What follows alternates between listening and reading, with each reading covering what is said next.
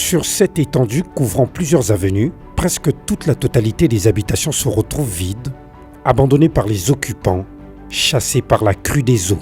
La cause principale de cette crue, c'est la surabondance pluviométrique.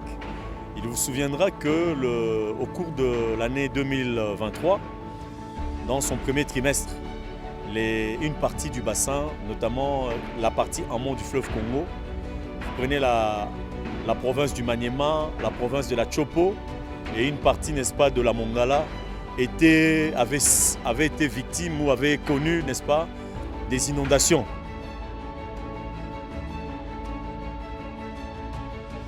Une bonne partie de cette eau est allée s'est stockée, n'est-ce pas, dans la cuvette centrale. Il s'est fait que, avec le retour de la pluie au début du mois d'octobre, la quantité qui était déjà, il y a une autre quantité plus importante qui a couvert, n'est-ce pas, toute cette zone-là.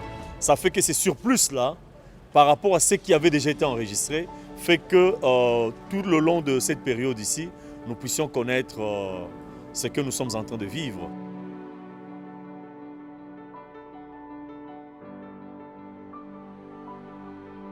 On peut facilement constater que les caniveaux existants qui avaient été construits depuis longtemps sont bouchés. Voilà pourquoi ils n'ont pas fonctionné. Et dans d'autres avenues, nous remarquons qu'il n'y a même pas de canalisation. Lorsqu'il n'y a pas de canalisation, ça veut dire que la cité n'était même pas planifiée. Elle s'est construite un peu comme ça sous la pression démographique. Et là, ça met la population en danger. Depuis que le fleuve a décidé de quitter son lit habituel, ici la situation humanitaire est catastrophique. Quelques âmes ne sachant à quel saint se vouer.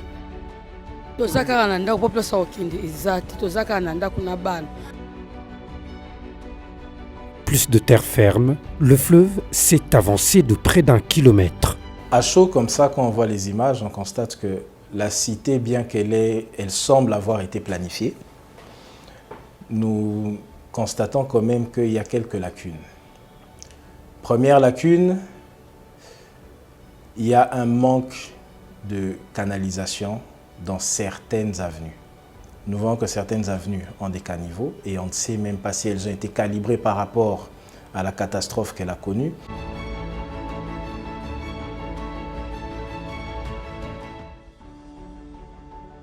Scène inimaginable dont il est difficile de se faire et la vie semble perdre tout son sens. Condition to lamba eza ya passe kola la passe kolia passe ngungi kutu koloba te to sa fuma na passe mai pesate bakati biso courant pona ba sentir que bakati biso courant molili.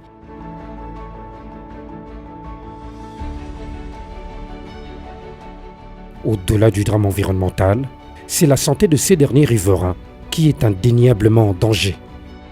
Les conséquences qui vont s'en suivre, ce sont les maladies d'origine hydrique. Ça, soyez-en sûrs, parce que notre environnement est pollué.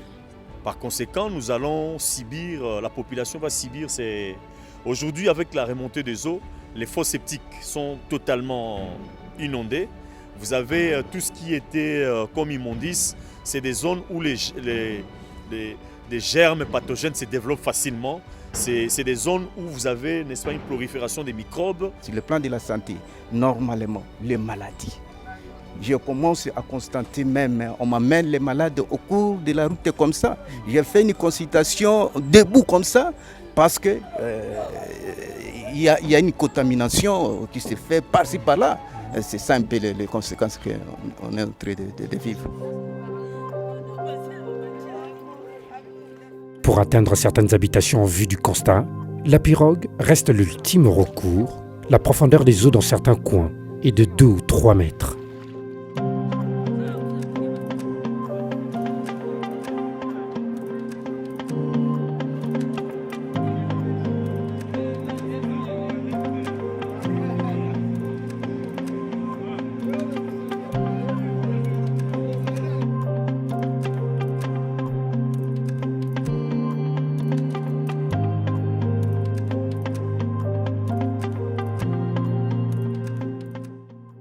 La première mesure d'urgence qu'il faut faire immédiatement, c'est emmener ce qu'on appelle vulgairement des motopompes, et pomper toute cette eau.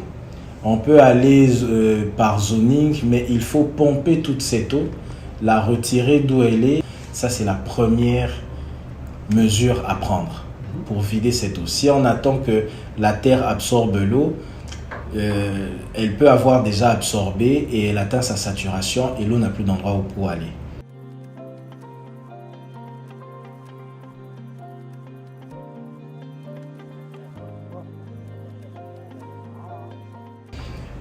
Après qu'on ait pompé cette eau, il faut construire des digues autour des points d'entrée de ces inondations, construire des digues.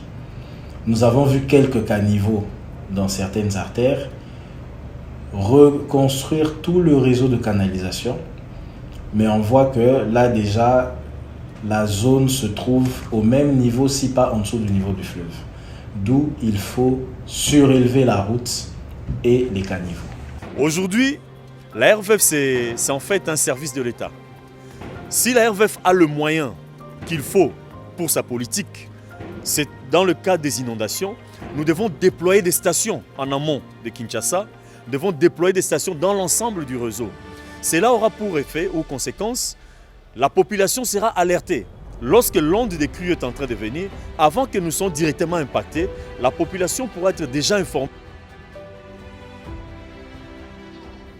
Pas besoin de balises pour craindre de s'y aventurer à la nage.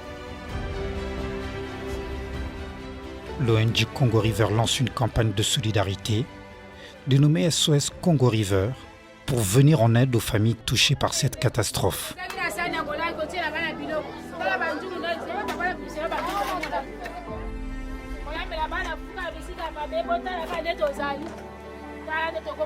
Quarantaine, mère d'une famille nombreuse, José Lokwa et les siens passent la nuit sous ces petites tentes construites en pagne depuis le début de la crue.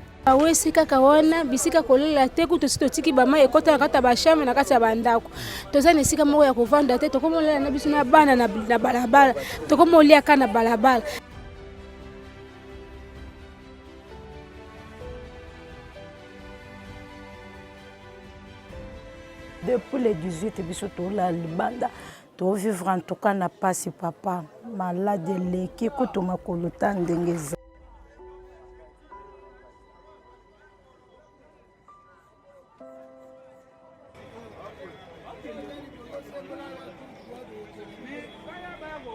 Première fois tout le monde a mambo boye sala manakishasa. Tala ba inondation ndenge sala mikoto banda ko dinda batu ko chola tala lelo bana classe même pour batanga eza vraiment pasi. Tala be école belé o eza ko kanga. Selon les experts, pareille montée des orages n'a pas encore dit son dernier mot.